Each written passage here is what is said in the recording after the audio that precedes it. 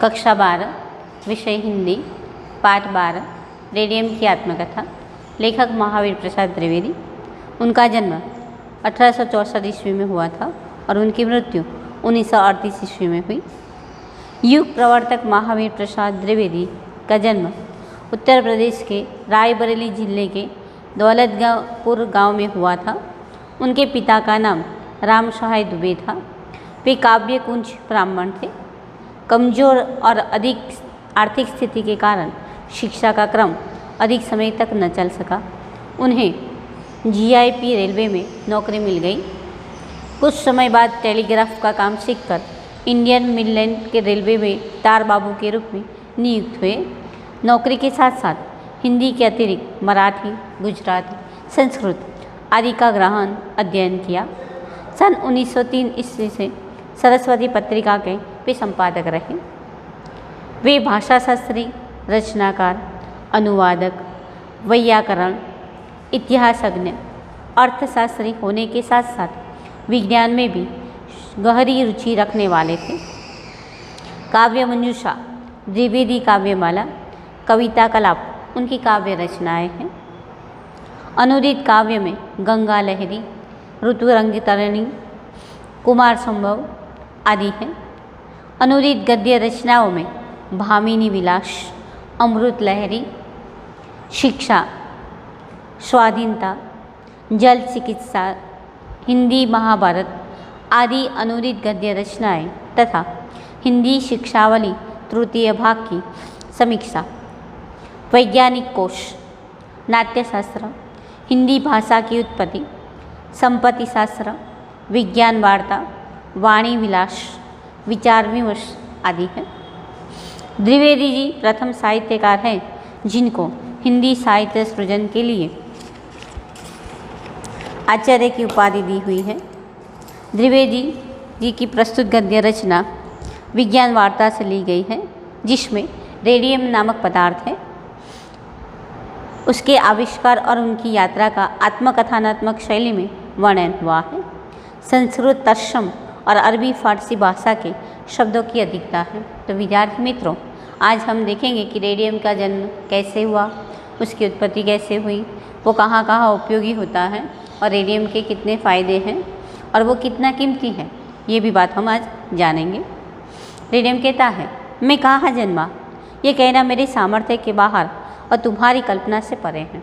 वहीं रेडियम को ये भी पता नहीं था कि मैं कहाँ जन्मा। ब्रह्मांड के अनंत तथा कल्पनातीत गेह में और काल से अपरिचित तथा अपरिचिन्न गर्भ में मेरी उत्पन्न हुई थी। मैं अकेला निराधार उस अनंत शून्य में बहुत वर्षों तक इधर उधर भटकता रहा। इसी बीच अद्भुत घटना घटी। परमाणु एक ज्योतिमयी धारा ने मुझे चारों ओर से घेर लिया और मैं वायव्य सागर का एक अंश बन गया। इस दशा में मैं कई युगों तक था और तमाशा देखता जाता था कि कैसे एक परमाणु से दूसरे परमाणु और दूसरे से तीसरे आदि परमाणु से मिलकर आकार तथा रूप धारण कर रहा था। अब गर्मी बढ़ने लगी और असह्य हो उठी। बिजली चमकने लगी, हलचल मच गई। परमाणु धक्के पर धक्के खाने लगे और उनकी गति वेग गति हुई। इस अवस्था में कई अरब वर्षों तक रहकर मैंने देखा कि मैं अत्यंत जलती हुई और उत्तम वस्तु का एक अंश हूँ। इस जलती हुई अवस्था में मैं युगों तक पड़ा रहा। निदान 10 दिशाओं में बड़ा गर्जन होने लगा और मेरे पहले संसार की रचना हुई। मैं इस संसार में कैसे प्रविष्ट हुआ, कैसे धीरे धीरे एक सुंदर ग्रह बना जो जीवित प्राणियों से भरा पूरा और बड़े बड़े नगरों से सुशोभित था। इन विषयों का विस्तार कर मैं तुमको थकाना नहीं चाहता। यह नवीन संसार निर्जल मरुभूमि में परिणित हो गया और अंत में फटकर मिट भी गया तथा ज्योतिर्मयी वायव्य पदार्थ के रूप में परिणित हो चुका। इस महाप्रलय काल में मैं इस संसार से बड़े वेग से फेंका गया और दूसरे संसार में जा पहुंचा। ये दूसरा संसार भी कालांतर में नष्ट हो गया। इसी प्रकार मैं एक से दूसरे, दूसरे से तीसरे, तीसरे से चौथे आदि अनेक ब्रह्मांडों की यात्रा करता हुआ और अनेक देशों का चक्कर लगाता हुआ उस अग्निकुंड में गिरा जो सिकुड़ते सिकुड़ते तुम्हारी पृथ्वी बन गया। मानी रेडियम जो है वो अनेक युगों तक चक्कर काटता काटता बाद में पृथ्वी में जा गिरा। मैं पृथ्वी के ऊपरी भाग पर रहना नहीं चाहता था, क्योंकि यात्रा करते करते मैं बहुत थक गया था और मुझे आराम करना आवश्यक था। इसी से मैं पृथ्वी के नीचे की तह पर अपने सहचर अन्य नई धातुओं के साथ लेटा रहा। घोर निद्रा ने आकर घेरा और मैं कुंभकर्णी नींद में निमग्न हो गया। निद्रा पूरी भी न हुई थी कि मुझे यात्रा करने के लिए फिर उठना पड़ा। मैं इस हिरण्य गर्भ के पेट में कई करोड़ों कई पद्म वर्षों से विद्यमान था, किंतु कुछ दिन पहले तक कोई मेरा पता न पा सका था। मानी पृथ्वी के नीचे की तह पर रेडियम था, लेकिन कोई उसका पता लगा सका नहीं। धरती का ऊपरी भाग आधी पानी से कट कट कर समुद्र में डूबता गया और मैं प्रबल शक्तियों द्वारा हजारों वर्षों में ऊपर की ओर निकलता गया। धीरे धीरे रेडियम जो है वो पृथ्वी के ऊपरी तह पर आने लगा। बहुत सी खनिज धातुओं के साथ मेरी बड़ी गाढ़ मित्रता हो गई थी। मैं बराबर उनके साथ रहता था और उनके सुख दुख में बराबर सहानुभूति रखता था। मानी खनिज जो धातु थे वो उनके साथी थे। अंत में वैज्ञानिकों ने मुझे मेरे चीर संज्ञों से अलग कर मनुष्य के सामने उपस्थित कर दिया। मानी वैज्ञानिकों ने उनको ढूंढ निकाला। वियोग का फल बड़ा कड़वा होता है। यदि मैं चाहता तो इस वियोग का फल पहले वैज्ञानिकों को और फिर मनुष्य को चखा देता, किंतु ऐसा करना मुझे मंजूर न था, क्योंकि पशुओं में सिंह की जैसी धाक जमी रहती है, देवताओं में इंद्र जैसे मान पाते हैं और कंकड़ों में रत्न जैसा सम्मानित होता है। वैसे ही मैं भी मौलिकों का राजा बन बैठा और इस स्थान पर मनुष्य ने मुझे बिठाया। उन पर मेरे प्रसन्न रहने का यही एक कारण है। मेरी उत्पत्ति पिच ब्लेंडी नामक एक खनिज धातु से हुई है। मानी रेडियम की उत्पत्ति जो है पिच ब्लेंडी नामक खनिज धातु से हुई। इडर्नियम यूरानियम मेरे पितामह और आयोनियम मेरे पिता हैं।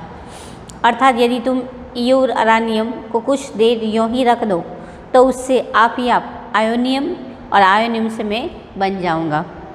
अच्छा, तुमने कभी पारस पत्थर का नाम भी सुना है? रेडियम कहता है कि आपने कभी पारस पत्थर का नाम सुना है? यह वह पत्थर है जिसके स्पर्श से लोहा भी सोना बन जाता है और जस्ता चांदी का रूप ग्रहण करता है। यह पत्थर पहले भारतीयों के पास था, अथवा यह कहो कि वे एक निम्न श्रेणी की धातु को उच्च श्रेणी की धातु में परिणित करने की रीति जानते थे, किंतु पश्चिमी वैज्ञानिकों ने इसे एक कल्पित वस्तु बतलाया और उसकी हंसी भी उड़ाई। अब मेरे आविष्कार से उनकी आंखें खुली हैं। वे समझने लगे हैं कि जैसे यूरानियम से मैं अर्थात रेडियम और मुझसे हीलियम धातु बनती है, उसी प्रकार और धातुएं भी हैं एक दूसरे का रूपांतर ग्रहण कर सकती हैं। अब उनका ध्यान पारस पत्थर की सत्यता की ओर गया है। उनमें कितने तो ऐसे हैं जो यह कहते हैं कि पारस पत्थर की समस्या हल हो गई, किंतु वे नहीं जानते कि पारस पत्थर बनाने में उन्हें अभी वर्षों लग जाएंगे। मेरा मूल्य इतना अधिक है कि मैं संसार की सभी वस्तुओं में बहुमूल्य हूँ। यानी रेडियम कहता है कि उसके जो मूल्य है वो बहुत अधिक है। मेरे पास मेरे एक कण का जितना दाम है उतने में तो सोना और प्लेटिनम के ढेर मिल सकते हैं। मानी रेडियम इतनी कीमती धातु है कि उसके एक कण मात्रा से ढेरों सोना और प्लेटिनम के ढेर भी लग सकते हैं। मेरी बहुमूल्यता का अनुमान तुम इतने से ही कर सकते हो कि आलिपिन के सिरे के बराबर मेरे एक छोटे से टुकड़े का दाम 75,000 रुपये का होता है। मानी एक छोटे से टुकड़े रेडियम का प्राइस मानी जो रकम है वो 75,000 रुपये होती है। लंदन के मिडलसेक्स हॉस्पिटल में मेरे 2 कण हैं और लंदन के हॉस्पिटल के अंदर उनके 2 कण भी रखे गए हैं। ये इतने छोटे हैं कि बिना खुर्दबीन अर्थात सूक्ष्म दर्शक यंत्र के बिना उसको हम देख सकते नहीं हैं, पर इतने ही छोटे कणों की कीमत 30,000 रुपये है। वे कांच की नली में भली भांति सुरक्षित रखे जाते हैं। मुझसे 3 प्रकार की किरणें बराबर निकला करती हैं। उनमें तुम खाली आँख नहीं देख सकते। मैं अपनी किरणों के साथ परमाणुओं को भी विकीर्ण करता रहता हूँ। यदि मेरे किसी मिश्रण के पानी में कुछ देर रख दो तो तुम देखोगे कि मैं अपना रंग गिरगिट सा बदलता हूँ, माने उसका रंग भी पानी में बदल जाता है। पहले तो मैं पीले रंग का रहूँगा, किंतु धीरे धीरे रंग बदलते बदलते तुम देखोगे कि मैं अपना रंग बदलता हूँ और मैं गुलाबी रंग का हो जाऊँगा। मुझे पानी में मिलाकर रख दो, मैं बड़ा गुल खिला दूँगा। पानी से जितना चाहो उतना ऊर्जन और ओशन जमा कर लो। एक बात और याद रखो कि मेरे पास का तापक्रम आसपास के स्थानों के तापक्रम से अधिक रहता है। अब मेरी कुछ उपयोगिता को भी सुन लो। तो रेडियम जो है हमें कैसे उपयोगी होता है वो भी रेडियम बता रहा है। नासूर के रोगियों की चिकित्सा मेरे द्वारा की जाती है। नासूर एक ऐसा रोग होता है, माने एक ऐसा घाव होता है जिसमें छिद्र होता है और जिसमें से मवार बाहर निकलता रहता है। हजारों रोगियों की जान मेरी बदौलत बच गई। मैं हजारों लाखों वर्ष तक अपना प्रकाश नहीं खोता। मैं एक धातु के छड़ के सिरे पर बैठकर प्रतिदिन किसी रोगी के घाव को कुछ देर तक देखता हूँ। घाव के निकट जाते ही मेरी प्रकाश किरण घाव पर पड़कर उसके विष को दूर कर देती है। माने ये जो रोगी है उस पर रेडियम का एक प्रकाश पड़ता है तो उसके घाव को वो दूर करता है। मेरा यह किरण विकर्ण एक अद्भुत दृश्य है। एक विशेष प्रकार के पर्दे पर डॉक्टर लोग उसे दिखाते हैं। मेरी किरण तथा परमाणु जिस समय पर्दे पर पड़ती है उस समय ऐसा लगता है कि अंधेरी रात में करोड़ों तारे आसमान में चमक रहे हैं। माने रेडियम इतना कीमती और चमकता धातु है कि अंधेरी रात में करोड़ों तारे चमक रहे हो ऐसा लगता है। इस किरण तथा परमाणु वितरण से मैं कम अवश्य होता जाता हूँ, किंतु इसकी मात्रा इतनी थोड़ी होती है कि मेरे किसी कारण से वर्षों काम लेने पर भी वज़न कम नहीं होता। माने कई वर्षों तक अगर हम रेडियम से काम लेते हैं फिर भी उसका वज़न कम होता नहीं है।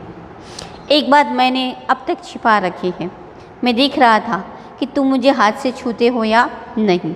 खूब बचे, यदि एक बार भी तुम मुझे अपने हाथ से स्पर्श करते तो मैं उसका मज़ा तत्काल चखा देता। माने रेडियम को हम हाथ से स्पर्श कर सकते नहीं हैं। अगर स्पर्श करते तो हम जल जाते या हमारे हाथ में फफोले पड़ जाते हैं। मुझे छूने से तुम्हारे हाथ में घाव हो जाएंगे, बड़े बड़े फोड़े उठावेंगे जो शीघ्र आराम न हो सकेगा। इतना कष्ट बहुत असह्य होता है। इतने से तुम यह न समझ लेना कि मेरी उपयोगिता का अंत हो गया। भविष्य में मैं बड़ी बड़ी करामतें कर दिखाऊंगा। रेडियम कहता है कि मैं कई चमत्कार कर सकता हूँ। मेरी विलक्षण चालों को सुन तुम्हें दांतों तले उंगली दबानी पड़ेगी। जैसे जैसे मेरे विषय में तुम्हारी जानकारी बढ़ती जाएगी वैसे वैसे तुम मेरी कदर करना सीखोगे। रेडियम कहता है कि जैसे जैसे आप लोगों को पता चलेगा कि मैं कितना उपयोगी धातु हूँ तो वैसे वैसे आप लोग मेरी क्या करोगे, कदर करोगे। दिन दिन विज्ञान वेताओं की दृष्टि मुझ पर अधिक देर रहेगी। मैं उनकी खोज का कारण अभी बहुत दिनों तक बना रहूँगा। रेडियम कहता है कि कई वैज्ञानिक लोग अभी भी मुझ में खोज कर रहे हैं। मेरा ही नाम धारण कर एक कृत्रिम वस्तु चल निकली है जो घड़ियों में लगा देने से अंधेरे में स्वयं चमकने लगती है। देखो तो सही, मैं सारे ब्रह्मांड का चक्कर लगाकर तुम्हारी कलाई की घड़ी में मौजूद हूँ। यानी रेडियम जो है वो हमारी घड़ी में भी मौजूद है जिसे हम कलाई में धारण करते हैं। इतनी यात्रा करने पर भी तुम भूलकर यह समझ लेना कि यहाँ आकर मेरी यात्रा पूरी हो गई। मैं अभी और यात्रा करूँगा और करता जाऊँगा। रेडियम कहता है कि मैं और यात्रा करूँगा और करता रहूँगा, मैं रुकने वाला नहीं हूँ। बस एक बात और, मैं भारतवासियों पर प्रसन्न नहीं हूँ क्योंकि वे मेरी कदर करना नहीं चाहते। रेडियम जो है वो भारतवासियों पर खुश नहीं है। वो कहता है कि उन लोगों ने मेरी कदर कभी नहीं की। देखो, भारत में कितने खाने हैं जहाँ मैं विद्यमान हूँ, किंतु उनमें इतनी शक्ति नहीं, इतना अधिकार नहीं कि मुझे खोद कर निकाले और मेरी उपयोगिता को समझे। वो इसलिए नाखुश है भारतवासियों पर क्योंकि भारतवासियों ने उसकी कदर कभी नहीं की। कई खानों में वो रेडियम मौजूद है लेकिन कभी किसी ने उसको बाहर निकालने के लिए ढूंढा भी नहीं और उसकी उपयोगिता को समझा नहीं। तुम मुझे आदर की दृष्टि से देखो, तुम मेरी उपयोगिता को समझो, मेरी कदर करना सीखो, फिर देखो मैं तुम्हारा दास बनने के लिए तैयार हूँ। रेडियम कहता है कि आप लोग मेरी उपयोगिता को जानो, मेरी कदर करो और फिर देखो कि मैं तुम्हारा नौकर बनने के लिए भी तैयार हूँ। तो विद्यार्थी मित्रों, रेडियम कैसे उत्पन्न हुआ, उसकी उपयोगिता क्या है, इस पाठ में बताया गया है।